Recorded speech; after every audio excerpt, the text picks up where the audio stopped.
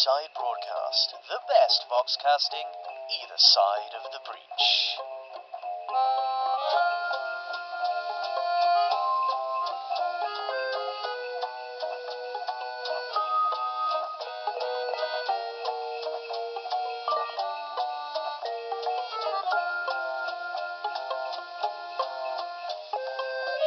Happy holidays and welcome to Tales of Malifaux. I am your announcer, refreshed, and back with you for more shaggy dog stories and angry, hairless cat stories. It is the festive season, the one time of year where the horrors lurking around every corner garner you with a smile or an amusing hat before ending your life. One thing that the festive period is not without is regulations. Where would we be without a firm guiding hand from the law? The Guild would like to thank everyone for abiding with requests to keep your decorations away until December 1st. Putting out decorations early is extremely frowned upon. Market stalls selling holiday trinkets in October were identified and dealt with swiftly. Houses with festive decorations in November had a guardsman posted outside. They were instructed to arrange a cordon to look disapprovingly through the window and mutter until the offending items were taken down. Further compliance is advised for taking down decorations. These should be removed no later than December 31st. We'll be watching you. So, business as usual. To keep you distracted from the mysterious chittering noise coming from behind... inside your Yuletide tree in the corner of your room, a story I like to call The Coming Storm.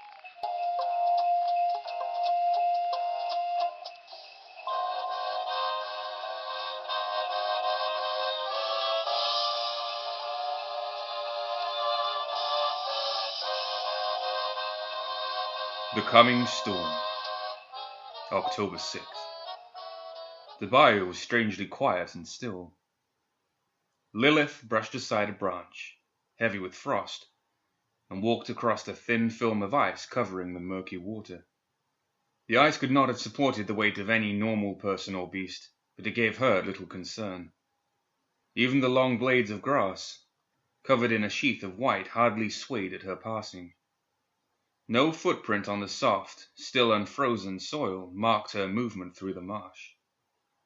The bayou gave her, Zoraida, and many of the Neverborn natives shelter because the humans found it so difficult to navigate and remember their way. Only the damnable Ortegas seemed willing to hunt through the wetlands, and they were increasingly proficient at navigating the difficult region. Of course, that was before the event. Since the Red Star fell, the Ortegas were strangely absent from the bayou and the somewhat drier forests north of it near their own compound. Lilith's breath froze in a fog before her as she paused to survey the surroundings. She chastised herself for allowing her mind to wander, brief though it was. Thinking of the Ortegas distracted her, and this close to Zoraida's hut, she knew that even she could not afford to lose focus. The 3 thorn elms were to her left as they should be, but the bayou's single towering jasmine, supposed to be on the right of them, was nowhere to be seen. She cursed silently. Where was the jasmine tree? Rare and fragile in normal conditions, its thriving in the bayou was an impossibility that fortunately marked the last stage of the journey to Zoraida's hidden home. She scanned the foliage in each direction from the 3 thorn elms and even stepped side to side to see if they were hidden by other trees. Especially with their branches weighted by the frost, she thought the landmarks might be further obscured than normal. She couldn't see it, but then the scent of the jasmine flowers caught her, sweet and soft. She looked up. Looming directly above her stood the jasmine tree, its tiny flowers white and gleaming in the frost that would surely wither them. She cursed again, blaming only herself for falling into Zoraida's trap. She spun, rethinking her position in the swamp, and saw with her mind rather than her eyes, for they were never to be trusted this close to Zoraida's shack. She thought of a position more than 50 yards behind her, where both the 3 elms would stand to her left and the jasmine to her right, and in between would be the hut. Sure enough, past the thin trunk of the flowering tree, There before her were the thick stilts that raised the hut above the water of the swamp, that rose and fell so severely by the passing of Malifaux's moons. Sighing as she stepped past the tree, she had to acknowledge Zoraida's power once more. To other Neverborn, Lilith was known as the Master of Malifaux, able to bend and reshape nature to fit her needs. But Zoraida's power confounded her, and not for the first time. Humans had been in Malifaux only 4 short years, but they told tales of Zoraida that made her somehow more feared than either Lilith or even Pandora, even though Zoraida had tormented the humans far less than either of the 2 seemingly younger Neverborn women. Odd, too, that only a few of the settlers had even come into contact with her in the swamp, and she had left them each alive. Lilith found it remarkable that she held such power of fear over them. They told tales of the hut of the witch that walked the marsh on giant chicken legs, and how the hag was so evil that she wanted to steal all the children away and eat them up. Of course, that was a tale of warning the more cruel of the adults told their children to keep them from going into the forest or swamp. It was sinister, and she was sure Pandora exploited that fear when she could. The hut did not walk about on its own. That would be ridiculous. But for anyone that found the hut once, it could certainly seem that it must be able to walk away if you tried to find it again and never could. That was her power. She turned a person's thoughts against them, turning them away from the hut in confusion. Lilith thought she had only a brief thought of the Ortegas, but realized now that Zoraida's formidable hex probably had her repeat the same thought over and over as she walked past the 3 elms and nearly past the jasmine. She smiled. She would have walked right past the stilts without ever looking up to see the hut, thinking them trees as they had thick vines and grasses growing over them. She didn't take her eyes from the stilts suspending the hut above the dark soil of a mound just below it. She thought only of Zoraida and the subject of their meeting. It should have taken only a few moments to traverse the final distance between her and the hut, but it seemed to take much longer. Zoraida's voice called out from the rocking chair near the edge of the rickety porch. "Ah, right on time," she called. "Didn't get turned around in a swamp, did you?" She cackled high and grating. Lilith knew the old woman had watched her approach with glee. Probably focused even more of her mystical twisting of obfuscation against her. Zoraida no doubt reveled in the confusion she could impose on a powerful being such as herself. Lilith wrapped the fabric of spiritual energy around herself. Thicker here in the swamp, where life and death occurred in far greater magnitude than in the city where man denounced, even suppressed the natural ebb and flow of those energies. There was a reason they said she was the master of Malifaux. She extended her will and found one of the dark crows perched on the rail just beyond the old woman. In a snap, she and the crow were transposed, shifting in space. The crow fluttered in surprise where Lilith had been, and Lilith, now on the rail beside Zoraida, leaning against a support post with one leg outstretched, said, "Not at all," in answer to Zoraida's question, which made the old woman jump and shriek. Wide-eyed, she turned to Lilith, and regaining her wits and realizing what Lilith had done, cackled again, her laughter loud and echoing throughout the swamp around them. For one such as Lilith, Zoraida seemed to age before her eyes, wrinkling, withering, and dying with every breath. It had been only several months since she had last sat with the crone, yet Zoraida seemed so different to her, tired and weak. It was such a shame that so much power could be contained in something so brief and fragile. Not for the first time did she marvel at how a human could rise up so quickly to amass a power rivaling her own. "Winter has come early to the bayou," Lilith said as the hag's laughter subsided. "Yes, it's quieted the croaking frogs." "Will they survive the cold?" "This?" Zoraida said, waving her gnarled hand, coarse and calloused on the fingertips and across the thick pad of her open palm. "No, the coming storm." Zoraida grew grave, thinking on it and looking out into the darkness of the swamp. "Oh," she said, "they'll suffer. They're not ready. This cold should be a month off at least. Silurids, frogs, and gators.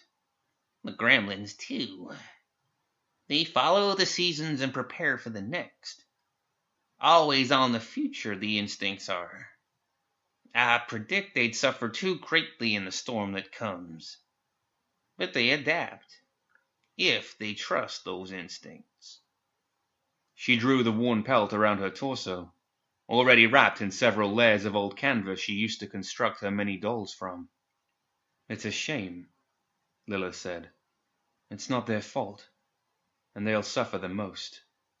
The humans holed up and cozy in Malifaux will hardly notice the cold came earlier than normal, that it's more severe than in previous years. Will they know of December at all?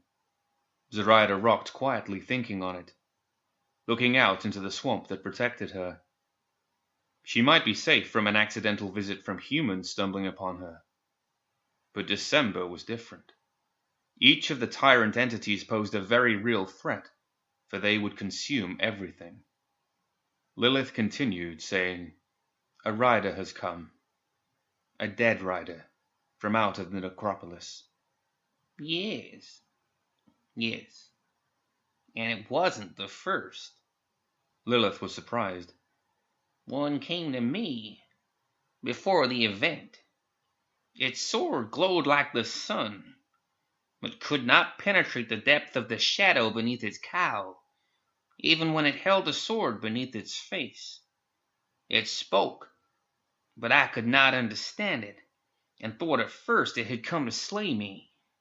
It stood before me for only a minute, maybe two.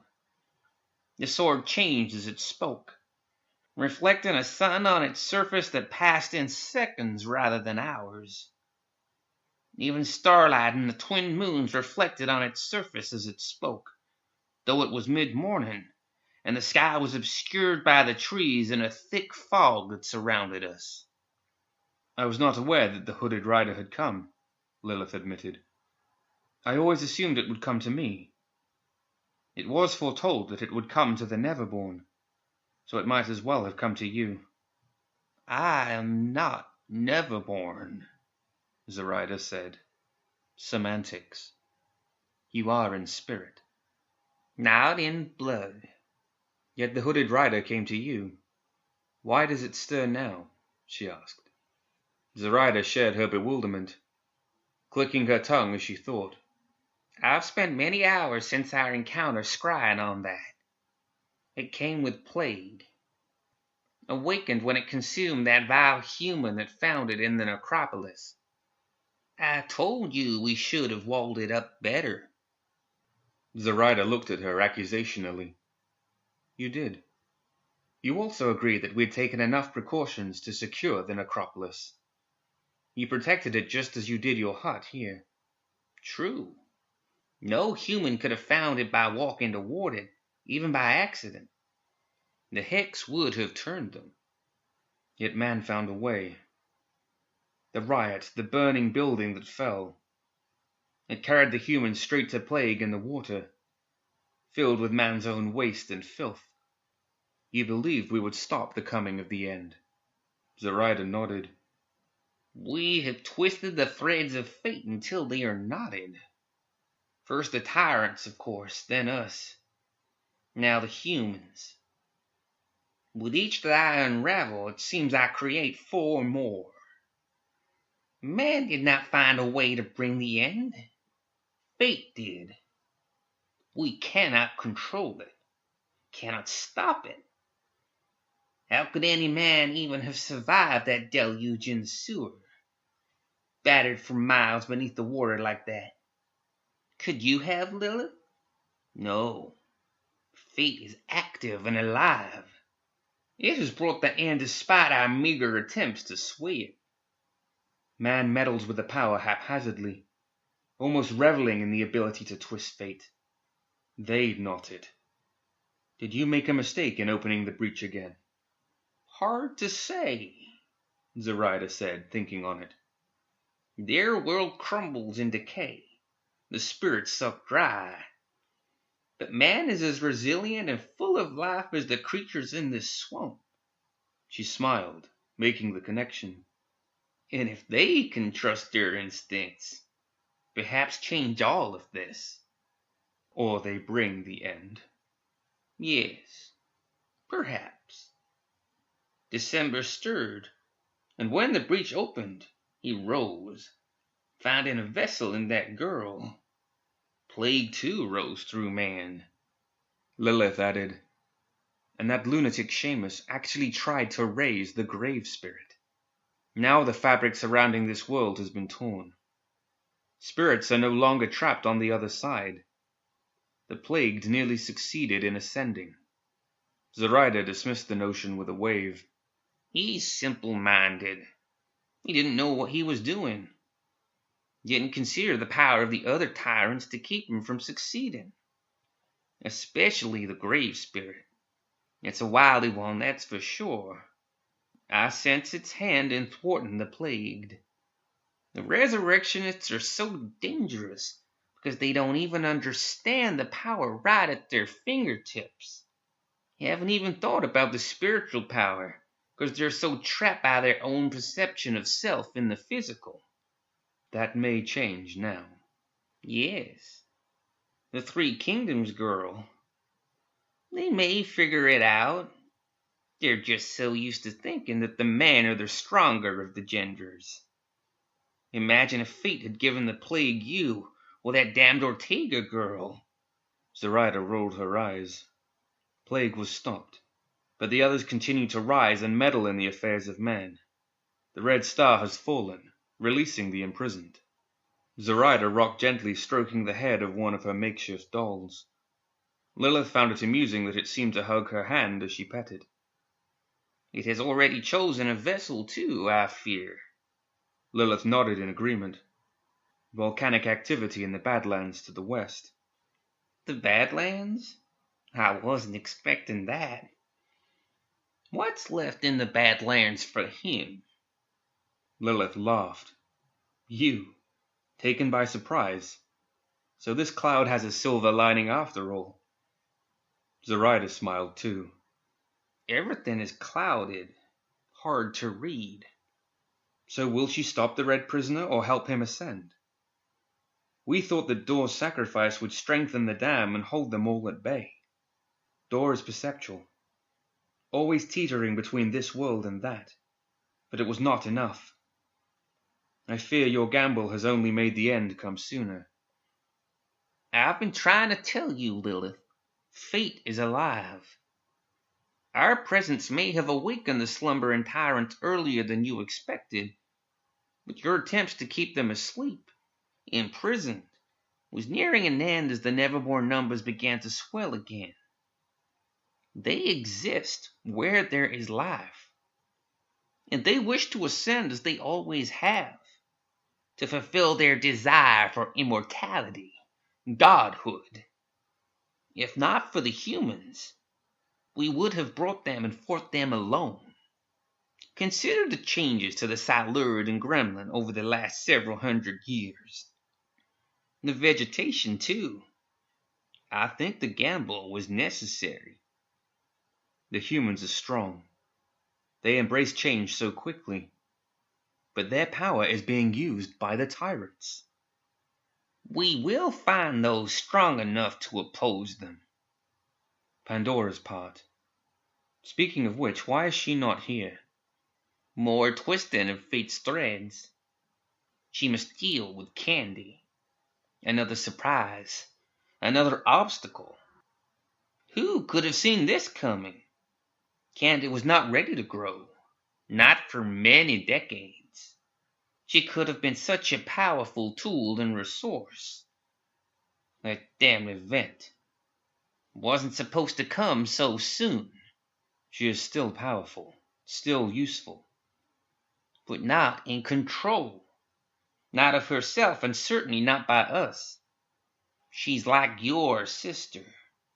Lilith winced, ashamed at the mention of Nekima. Zoraida continued. She revels in the pain she inflicts.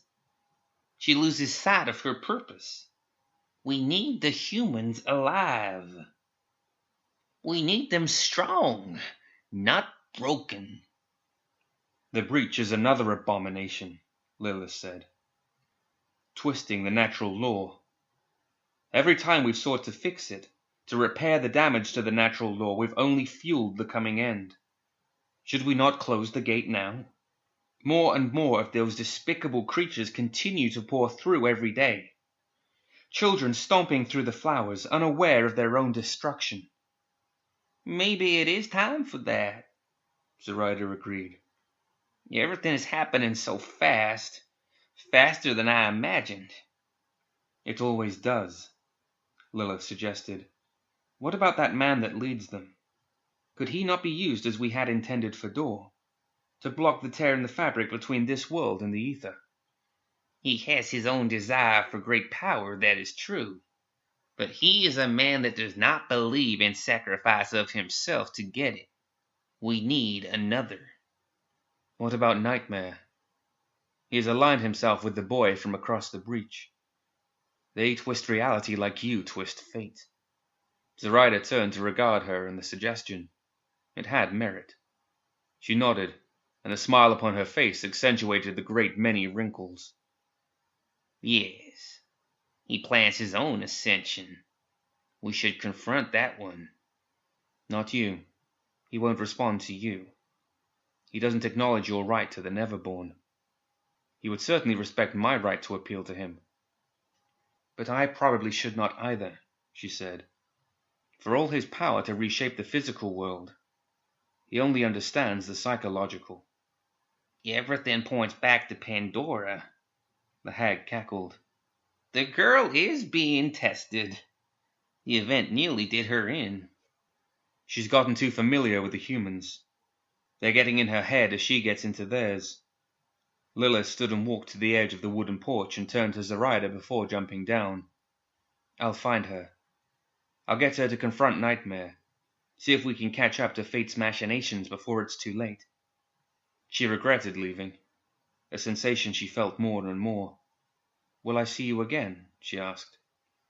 You've asked me that the last several times we've parted, Zoraida said dismissively. I have years left. Years. Years might as well be seconds. I just met you and you were a capricious girl. Pshaw. That was well over 100 years ago. Seems like yesterday. You were beautiful. More beautiful than you. Don't get carried away.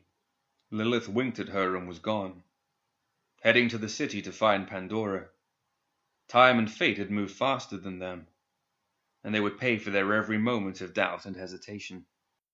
Brian Tuttle rounded the corner of Gorgeous Street into the alley between Mrs. Dillard's orphanage and Richard's apothecary, taking the familiar shortcut back to his bakery.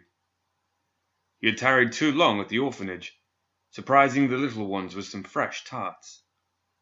In his haste, a loaf of bread rolled out of his basket, and he quickly picked it up, discreetly brushing it off, sure no one had seen him drop it.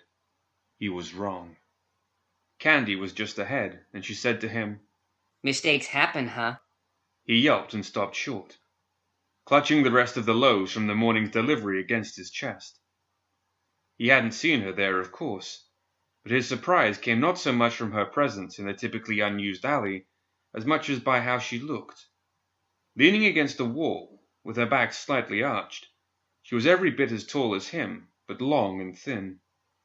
Pretending she wasn't aware of her bare leg, she lifted a foot slowly along the brick wall, her stocking pulled tight to her knee while the other had drooped to her ankle. Her skirt was many times too small for her, and covered only the upper half of her thigh. Tuttle hardly noticed the sheen of her skin was more smooth and white, like cold porcelain, than the creamy tan of a normal girl. Her exposed legs and the tight shirt that lifted above her navel with each breath were positively scandalous. Even a woman of ill repute would not be so outlandishly attired, and he took a reluctant step toward her, intent upon chastising her for her lewd presentation. Slack-jawed and bulging eyes, he was too dumbstruck to speak. Candy twirled a lock of her flaxen hair, smiling at him innocently.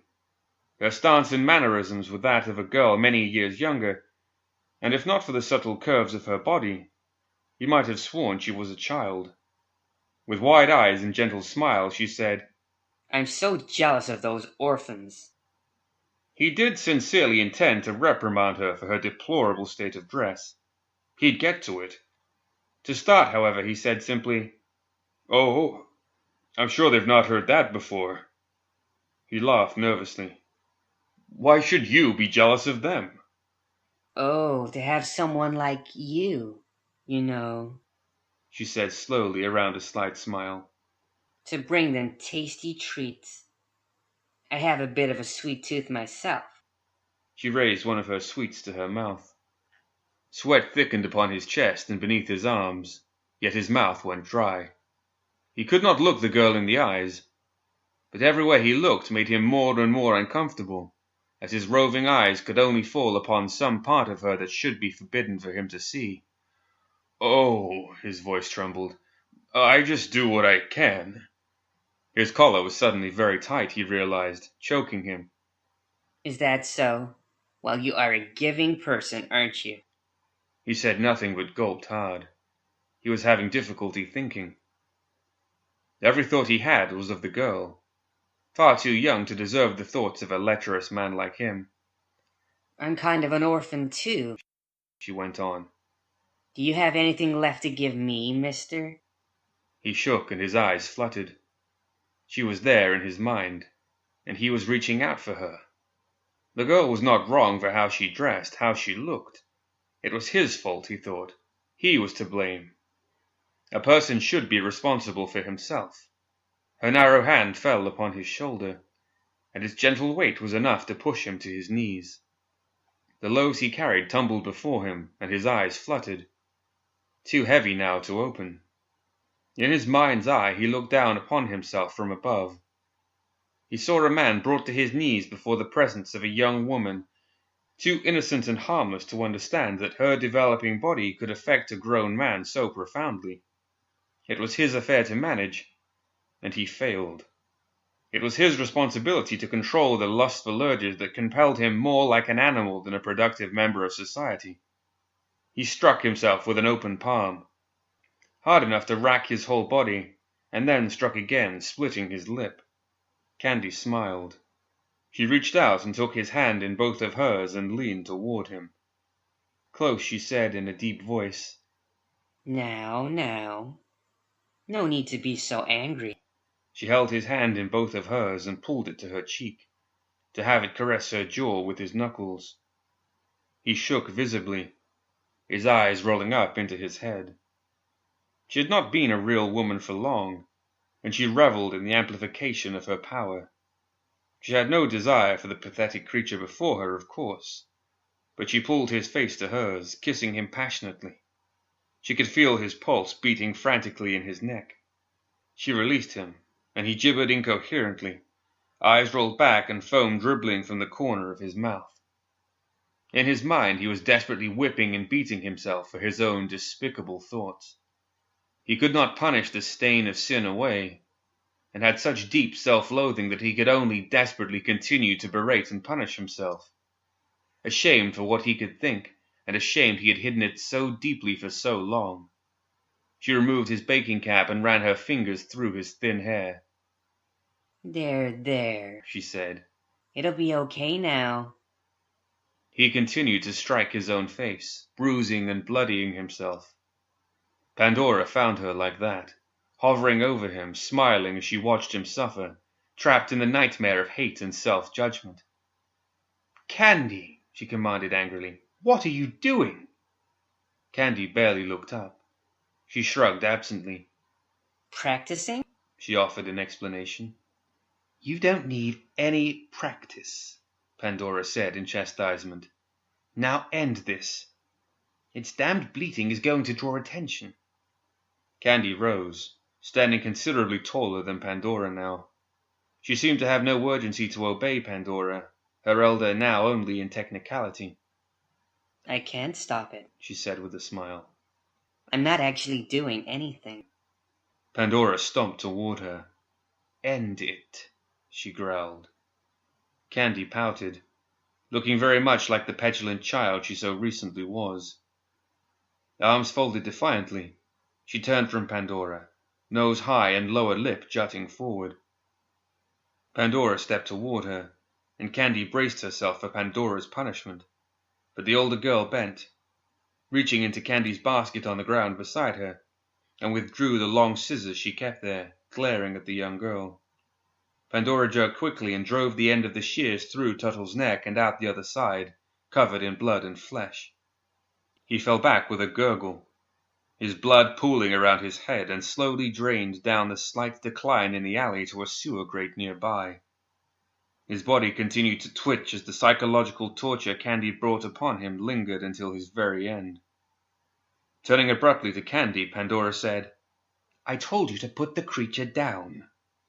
Candy wanted to ignore her, to demonstrate her newfound independence and courage, but could not help but defend herself. "What does it matter?" she retorted. "They do not matter to us. They are worthless." "You know better than that. There's a plan." "What plan?" Candy snapped. "To find a savior from Malifaux in one of these animals?" Pandora, too, grew impatient. "Control yourself. Not out loud. Not here." "Why? She rolled her eyes as she said. Are we in danger?" She pointed at Pandora angrily. "Like you've never done what I just did, have you, Dora?" Pandora's features softened. "You're right," she said more gently. "I know. It is frustrating to think we need them. We have dominion over each of the humans we confront, and I hate them here as much as you do." "Then why go through this? Why pretend? I hate them! Hate them!" she screamed, purposefully loud enough to carry beyond the alley and into the ears of the pedestrians nearby. Pandora did not care, and she looked away, down at the box she held absently at her side. "We did this. We let them loose. We must fix it. The others believe we need a human. One strong enough to do what we may not be able to do alone." "The others? Zoraida, Lilith? Then why aren't they here in Malifaux looking? We're endangering ourselves every day." She stomped, and her stocking fell further down her calf. Her hands were balled fists at her side. Pandora smiled, reminded that despite her new physical maturity, she was still every bit a young girl. Neither realized it, but Lilith looked down upon them, hidden behind the thick stones of a chimney on the building beside them. She remained perfectly still, making no noise to alert the girls of her presence. She waited for Pandora to gain control of the young girl, to assert her authority, lest Candy realize her growth brought her even greater potential than she realized. Instead, Pandora drew Candy to her in an embrace. She spoke quietly, but Lilith heard her distinctly. Pandora said, "We do our part. Until we can determine our own path." Candy hugged her back. Pandora said, "You are what you are. A woe of lost innocence. Of course you must do what you are meant to do. This simple creature," she said with a motion to the corpse of Brian Tuttle, "surely wasn't strong enough for our uses. Just follow the plan until we can be free to do what we are both meant to do. And don't call too much attention to ourselves." Lilith's teeth ground quietly from her hiding place.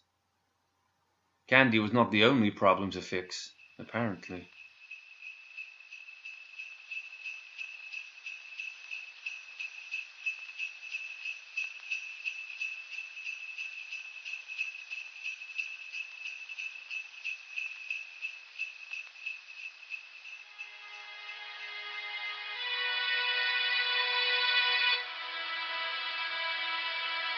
The audio cheer keeps on coming in just a moment, but now, the news.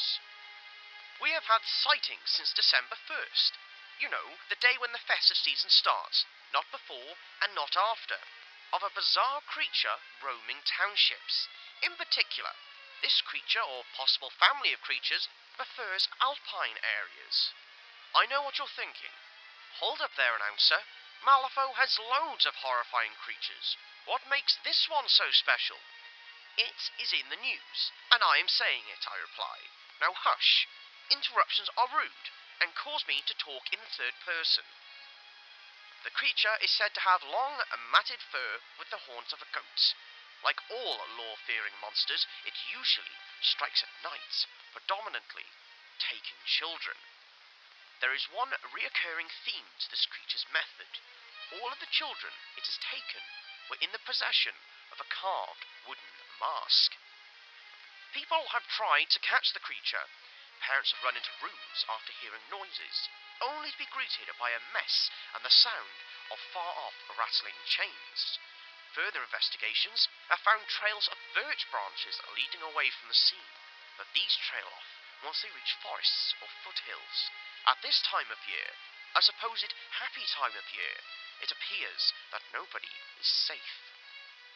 Our final story for today, it's Revelations.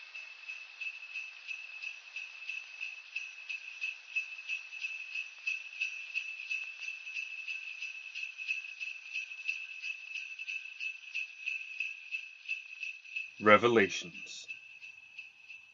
October 12th. The large wrench slipped from the bolt as it suddenly gave way. Rose Croshaw gasped as her knuckles struck the metal plating of the copper turbine. "Damn it!" she cursed in a rather unladylike fashion. She winced and jerked away from the breech portal support arms that loomed above her. She spat one profanity after the other as she squeezed the gaping wound. Blood flowed through her fingers and dripped upon her overalls. The bright blue disk of light that spanned nearly 30 feet popped, and the droning hum momentarily ceased. The light emanating from the breach winked out of existence too, showing the rising hills to the north of Malifaux through the thick metal arms that typically held the strange portal in place. Then it came right back, humming and buzzing in that otherwise endless drone, opaque and swirling with eddies of blue and white. If, like Rose Croshaw, a person were to look upon the portal with welding goggles on, they not only preserved their eyesight, but they might be able to see the strangely swirling and faint movement of ghostly silver figures, smoke-like and gossamer. Wearing such dark lenses obscured the images of the breach too, making it difficult to describe what it looked like with any surety. As descriptions of the strange gateway rarely agreed, most people merely left it as blue and so damn bright it'd make the sun blink. The pain in her knuckles subsided slowly as her own special and secret ability quickly pulled the flesh together again. New skin formed over the wound, pink and soft, and the throbbing pain still coursed through her, sending strange and uncomfortable waves down her spine. She shivered with each heartbeat. Anasalia Keris, a special contractor for the Miners and Steamfitters Union, approached. She asked, "Everything okay?" Croshaw wrapped a greasy rag around the wound, now well on its way to being fully healed. "Oh yes," she said. "No problem, really. Didn't know anyone was near." They both looked at the other steamfitters working well within earshot. It was enough to puzzle Keris, and she made no effort to mask her curiosity. She said, "Must have been a good crack at the knuckle. It's bleeding out pretty good." But Croshaw knew the bleeding had miraculously ceased. "Let me see it. You probably need to see the medic." No, Rose said, as unemotionally as possible. "It's really nothing. I just got excited." The wound would be fully healed in minutes, and the very last person she wanted to know about her was Keris. That woman was a bloodhound, and she had been meeting with just about everyone of prominence in Malifaux, though interrogation was probably a more appropriate term. She needed to shift attention. "This damn breach just won't stabilize," she said, gently tapping the metal frame with her great wrench. "Was it the derailment this past summer?" Croshaw shrugged, though both women knew it had nothing to do with the derailment. "They tell me it was the event. I'm just a steamfitter. They don't tell me nothing. Just, it's broke. Fix it." Keris was shrewd and not easily led down the wrong path. She knew at once there was more to the young MNSU girl than she wanted known. Keris pushed, saying, "Ought to assign a steamfitter to the breach, though. It's a pretty unique construct to sustain ether from no living source, to hold open a portal between worlds. Mostly electricity, isn't it? Rose Croshaw grew more anxious, and wiped her brow with her filthy rag, putting more grease and oil upon her already dirty face than the perspiration had removed. Yeah. But these boilers over here drive the small turbines that create the electricity. Her voice was quiet. Actually, not many of us know about electricity and how it works. I just spend too much time puzzling it out, I suppose. Karis understood its operation, of course. If rumors were to be believed, the intimidating woman could likely stabilize the construct holding open the breach herself. Maybe that was why she'd come out to the portal. But that apparatus you were working on when the wrench slipped, it had nothing to do with the steam fitting or conversion to electricity. In fact, and Croshaw gulped, it's part of the converter and sustains the ether modulation, isn't it? Croshaw wiped her forehead again. I just had a hunch. I should have sent for an engineer, she admitted. You should have sent for Victor Ramos, or me. Sorry, it won't happen again. The white wall of light flickered again, and for a moment blinked out of existence with a pop. Crackling electricity suddenly flared around the sustaining arms, arcing bolts between them until the breach reopened with a gentle rumble of thunder. If they could not stabilize the breach, whole fortunes might be lost in shipping delays. More importantly, although no one ever made any mention of it, the fear of the breach closing as it had 100 years prior was as great a fear to each settler in Malifaux as encountering a razor-spine rattler. Small tendrils of electricity crawled over the armature as Karis took the wrench from Rose Croshaw. She didn't take her eyes from the breach, although it was blinding, and she said, "Looks like you didn't get cut that badly after all." Rose realized she'd removed the rag from her hand to wipe her brow, and returned it to a pocket in her overalls, forgetting about the wound. Her blood had spilled on the ground before her, and even stained her pant leg. Yet, in the span of their discourse, the wound had fully healed. "Get back to work," Karis said. And Rose thankfully withdrew and would spend the rest of the morning avoiding the intimidating MNSU contractor. Both women knew they'd be speaking again. Karis took the wrench and worked on the same apparatus that Rose Croshaw had been. After all, the frequency modulation was clearly out of sync. She was a patient woman, but was anxious to find out how the young steamfitter could know about such advanced mechanisms without any training, or at the least, without having seen any of the engineering drawings of the full device, so intricate that only a handful of people might comprehend its basic operation. Most important, however, was stabilizing the breach. No one wanted to be trapped in Malifaux. They sought domination over this world, to conquer it. But an inability to rely upon resources from Earth would lead to their inevitable downfall. Molly Squidpidge bent her face against the wind that tore into her pallid flesh, biting with frozen sleet. She could not be hurt by it, and barely felt what was likely a bitter cold. Her arms and face were bare to the elements, but she pushed through it as she might have when she still lived. Seamus had chastised her for such behavior even recently. She assured him that she wanted only to blend in with the humans, to not draw attention unnecessarily. Seamus said she was clever. She drew enough attention. Although her level of decomposition was markedly different than the dry, desiccated and deteriorating flesh of Seamus' other bells, her flesh was still deathly pallid, and her eyes were too flat, conveying her deathly state as well. "Is it cold?" the head of Philip Tumors asked from the crook of her arm where she carried it, cradled like a child. She held it against her breast, so he was reluctant to say anything. It wasn't that he necessarily enjoyed her breast pressed against his cheek, as he couldn't exactly feel that either. He just didn't want to be thrust back into the damnable sack that was his typical abode and transportation. At least they'd upgraded it to soft velvet instead of that infernal burlap. "No," Molly said as the sleet pelted them. "It's not too cold." The burlap itched, he had complained. "You can't feel it," they argued. "It smells like old potatoes," he retorted. "You cannot smell either," they quipped.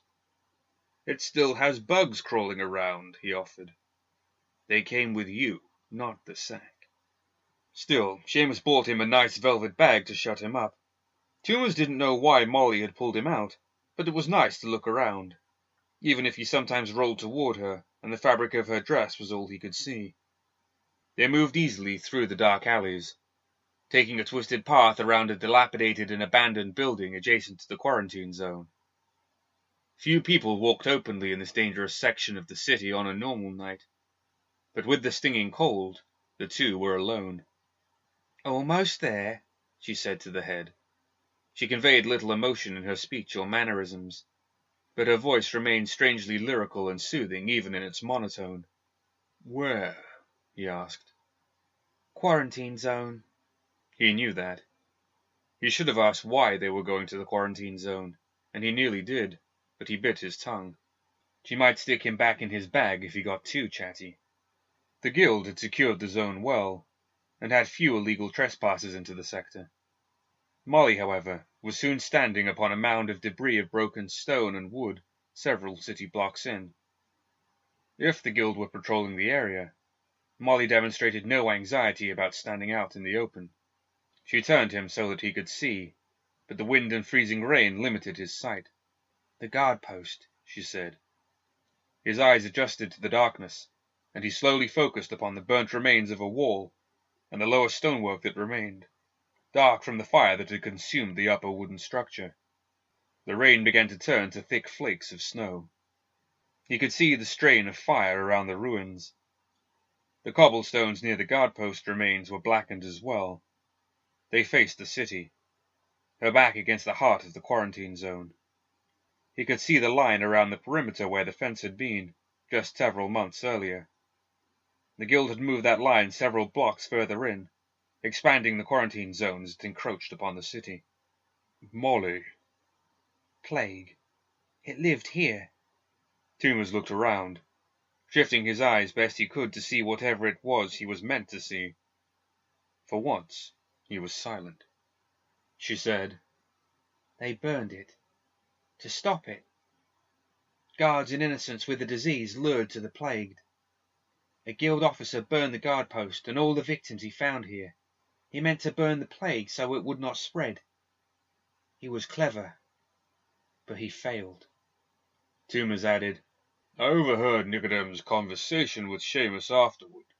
The plagued mob attacked this observatory. Why?"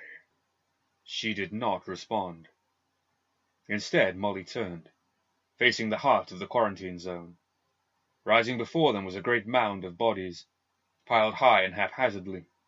Hundreds of bodies were dumped without compassion in a pile that spread before them and loomed significantly above Molly. It was wide, and she had to turn slowly so that he could take it all in. "Damnation," Toomers said, aghast. "This is not where the plague was stopped. It is where it began. Where the plague tyrant lost control of it. In the slums bordering the guard post, plague lingered." Molly went silent, and the two surveyed the mound whose circumference spanned at least 50 feet. "The plagued pit," she said, meaning the pile. "It's more like a hill than a pit," Toomers offered. "It is a pit. Deep." She was silent again, which was her custom. None of Seamus Bell's spoke save Molly, and she only did so reluctantly. Speech typically reduced her to a coughing and spasming fit in which she spat up blood, bile, or mucus, sometimes all at once. When she spoke again, Toomers could not believe that she sustained a long discourse, uninterrupted by her violent expulsion of bodily fluids that simply would not dry out, like the other girls. She said, "One citizen avoided another. Hardly any neighbour troubled about others. Relatives never visit. Such terror has been struck into the hearts of men and women that brother has abandoned brother, and the uncle his nephew, and the sister her brother, and even the wife her husband. What is even worse and nearly incredible is that fathers and mothers may refuse to see and tend their children." Molly didn't know how she knew all this. Like many things, she just knew. Toomers saw their faces, calm in death. In fact, as he looked from one face to another in that vast mound of bodies, They each looked too calm, too accepting of the death that was visited upon them. No faces frozen in terror or anguish or remorse. It was like they expected death, and could not resist it, and did not try. Such was the multitude of corpses brought to the churches every day, and almost every hour, that there was not enough consecrated ground to give them burial, especially since they wanted to bury each person in the family grave, according to the old custom. The cemeteries were unable to accommodate them. They found it fitting to dig the plague pit here, at the guard post remains, and dump the bodies where they believe it began. They dug this pit where they buried the bodies by hundreds. Here they stowed them away like bales in the hold of a ship, and covered them with a little earth until the whole trench was full.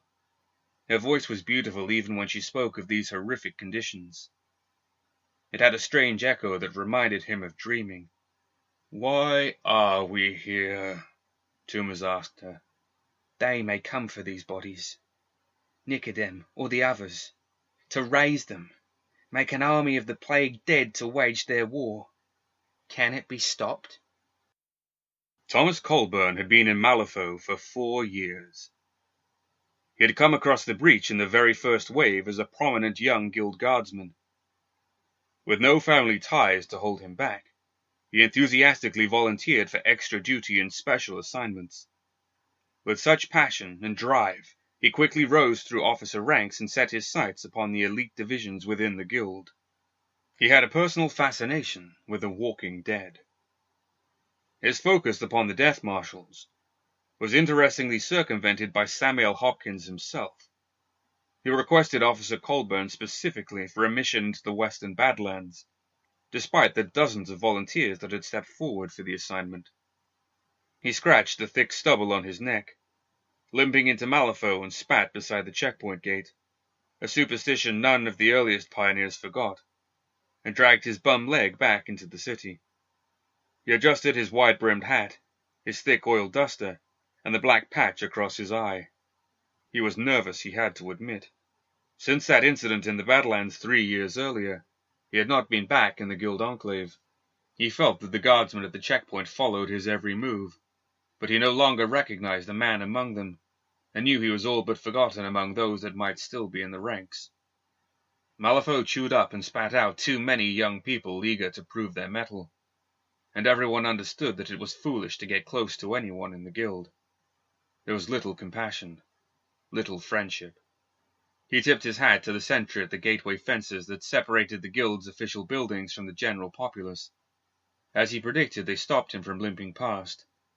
"Just a minute there, mister," one said, stepping around the wooden post beside the small checkpoint building, holding up his hand while the other rested on his holstered peacebringer.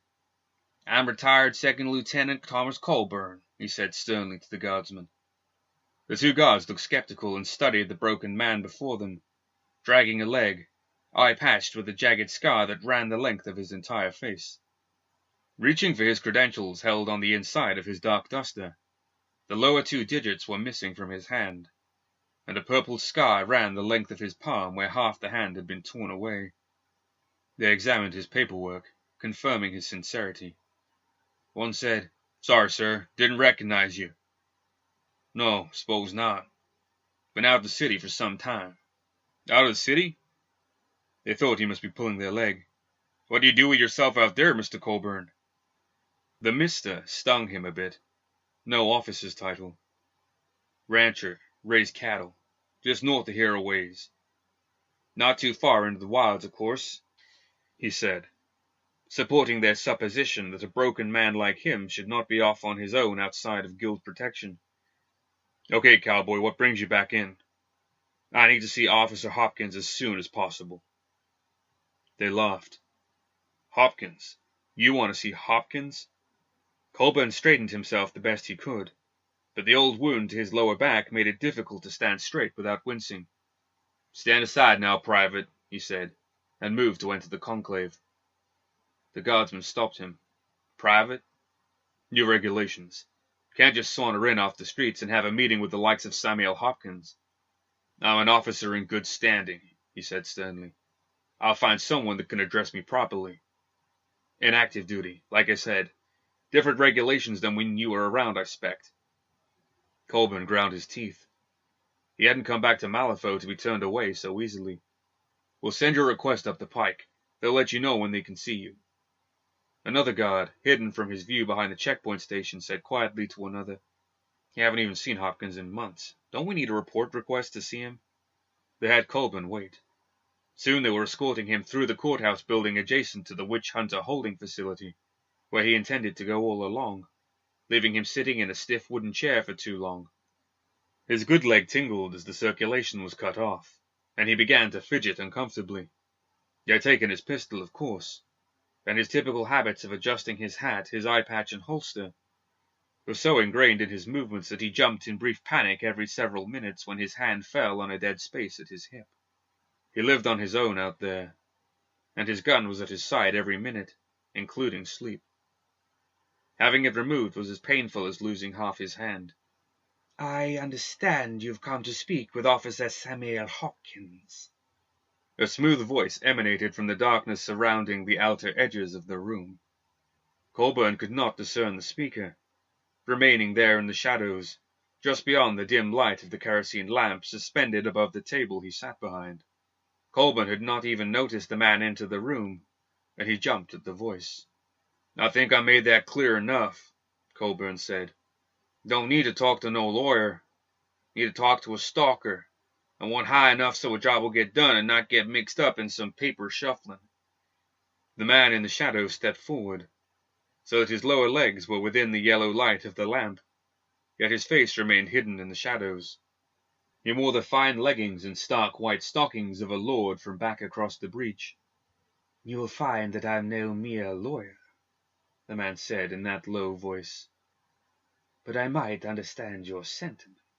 Colburn fidgeted uncomfortably, though the man before him was little more than a dandy by his dress and mannerisms, and a bit too fragile looking. Something in his demeanor struck Colburn with fear that rippled down his back, though. It perplexed him. "I'm Lucius Madison, Mr. Colburn. You might have heard that I, too, appreciate getting a job done." He had heard of the mysterious secretary. Few had ever seen him. Colburn had to wonder if his various encounters with prominent figures in Malifaux were a blessing or a curse. "I understand you're here to speak with Officer Hopkins." He could not see the secretary's face shrouded in the shadows around him, yet he still looked away. "I see in your file, Mr. Colburn, that Hopkins spoke highly of you." "Quite." "Thank you," he said reluctantly. "What brings you here, looking for Hopkins?" Something beyond his understanding was afoot, and he realized he was only accidentally caught up in it. Some conflict between this imposing figure and Hopkins. "There's a problem. Out on the range." "I do not see how this concerns Hopkins." "Maybe it doesn't." He had to agree. He raised his head to muster the courage to stare into the dark silhouette before him. "But it's odd. Supernatural. Even in Malifaux. Something's changed." "I do not see in your file how you became an expert on such matters." "That's why I wanted to see Hopkins. He'd believe me. He'd get the job done." Lucius Madison remained still and silent before him, and his discomfort grew.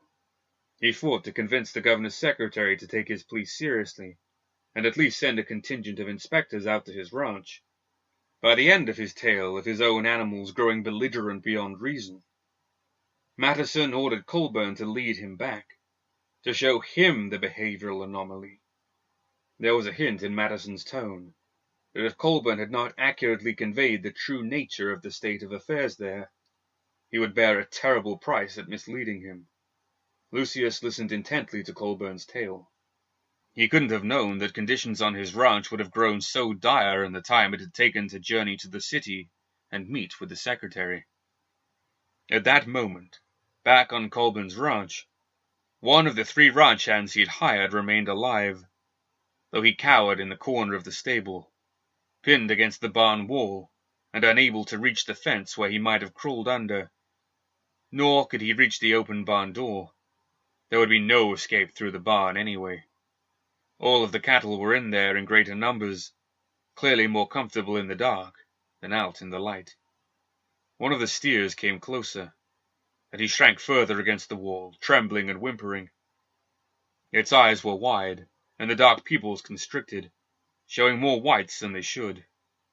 Although physically impossible for a cow to growl, when the beast lowed, it was a guttural and throaty reverberation that sounded more like a growl than any lowing the hand had ever heard before. It made a deep and throaty moo, and its lips were pulled away from the 2 rows of flat teeth. Blood dripped from around them, and it chomped more like a wolf than a bovine would chew from side to side. Thin strands of flesh dangled wet and glistening from between its back teeth.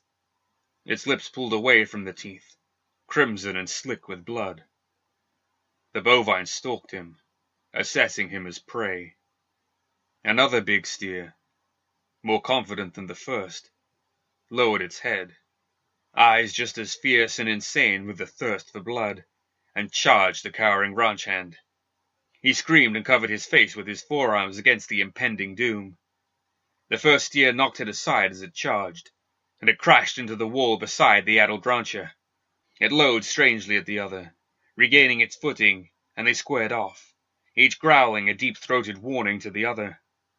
Before the ranch hand's eyes, the first steer, mouth still dripping blood and frothing saliva, shook and quivered. It stomped the ground hard with its forelegs like a tantrum. Abruptly, bony spines, long and flat like great arrowheads, burst from its back along each vertebra. It howled, the noise echoing throughout the valley. An additional bony spike burst from each of its shoulder blades. The other cattle around the corral went through a similar transformation. The 2 stalking him were enraged. In a flash they charged at one another, howling as their heads knocked violently against each other's, their long horns slashing madly at the neck and shoulders in possessive rage. More cattle circled the fray and charged the rancher, desperate for his flesh. They slammed against one another, beating their heads in explosive cracks of bone on bone. As their blood flowed, they began to turn on one another, not just to exhibit dominance over their human prey, but to devour themselves. Soon several saw the weakness and exhaustion of another, and quickly had it toppled. They made short work of it, tearing its throat open with their long horns. Their faces were covered in blood from injuries and gorging. The rancher hoped to slink away from the carnage, to find refuge beyond the sturdy gates of the corral. As he fled, eyes on the insane massacre, he stopped short, when the heavy puff of breath just above him fell upon his neck. He looked up into the face of one of his favorite animals on the ranch, an old boy, gentle as a kitten, always the first to comply with the rancher's herding. It huffed again, then it raised its great head to the sky, crying in madness in the odd lowing that sounded much more like a wolf's howl. It was the last thing the ranch hand heard. The cattle consumed the flesh of each of the ranchers, but turned on one another before they could finish, enraged by their desperate thirsts for blood. Nearby carrion birds descended upon the bloodbath, eager to take advantage of the cattle's distraction for one another to pick at the visceral remains in the open. As they ate, one vulture, gorging upon the flesh dangling from a ranch hand's ribs, snapped at another, suddenly desperate to have the meat for itself. They quarreled and tore at one another, and soon more birds that had descended to the irresistible feast found themselves striking at birds or cattle, desperate to have any flesh, any blood. By the time Colburn and Lucius Madison, his face hidden behind a full face mask, could return to the ranch to examine the strange and territorial behavior of the livestock, the sound of the screeching and howling had subsided. The barn and corral was awash with blood and partially devoured carcasses. The dirt could not absorb the blood that pooled among the remains. Lucius was not a man taken easily by surprise. Witnessing the horrific carnage before him, he pulled his horse to a halt and surveyed the horrible scene. "What the hell?" he whispered. His horse fidgeted. Lucius pulled it away from the ranch, and it huffed with a guttural reverberation in its throat that sounded strangely like a growl. The horses of the guardsmen accompanying them snapped at one another. The great hanging tree loomed above Leviticus, and he stood, bent at his midsection, looking not too dissimilar from the gnarled and ancient tree that rose in mockery of life itself. It bore no leaves, and the bark peeled, but its roots ran deep, and sap still flowed when the tree was tapped, proving it still lived on, no doubt feeding on the bones of those that had been buried around it. Leviticus stood in the depths of the great tree's early morning shadow, peering down the long sloping valley to Malifaux below. The young girl, Alice, sat upon a square tombstone behind him, staring not at the city, but the Governor-General's mansion that loomed beyond the graveyard, across the road. She was contemplating how difficult it would be to take out the guards assigned there and make off with the fortune she was sure it housed. "Do you feel it, girl?" he asked, his voice dry and taut. Alice said, "What, the cold? Yeah, it's making my skin crawl."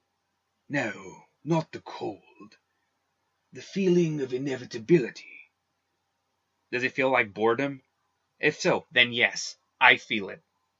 He chuckled, and the long white brows above his narrow eyes lifted. "Not that either. Can you sense that something's not right?" "Oh, you mean how you've kept me out all night looking down at the city, and at a bunch of houses out beyond the city too, and now I'm tired? I agree. It's not right." He thought she'd be able to sense it like he did. Her arm was not the only part of her that had been replaced. Wires and mechanica ran deep into her, and attached at various points to her spine and up into her brain. He thought that by now she'd be closer to death, to sense it more like he did. He could not teach her about it as he had expected. She was far too willful, too attached to life to feel the barrier of death pressing upon her.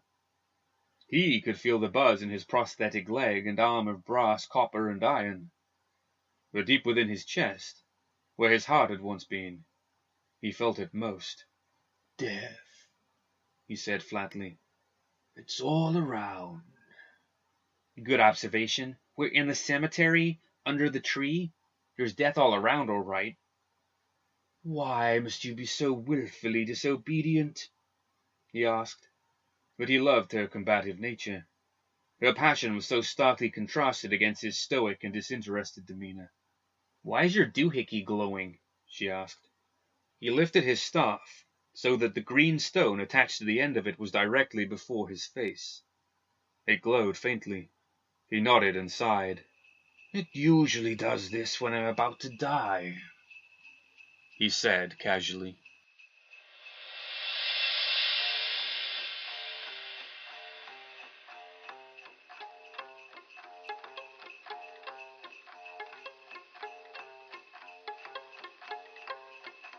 I've had a technical hitch brought to my attention. Throughout today's show, the sound of bells has been going on in the background. I don't know what is causing this or why, but it all sounds pretty good on my end. But it is quite hard to hear anything at all, with the large steam boiler that we use to keep the broadcasting equipment going. But you lot must be used to that by now. It's utterly deafening in here. All that there is left for me to do is to wish you a very merry festive period, and I hope you all make it through the season, because bad things happen.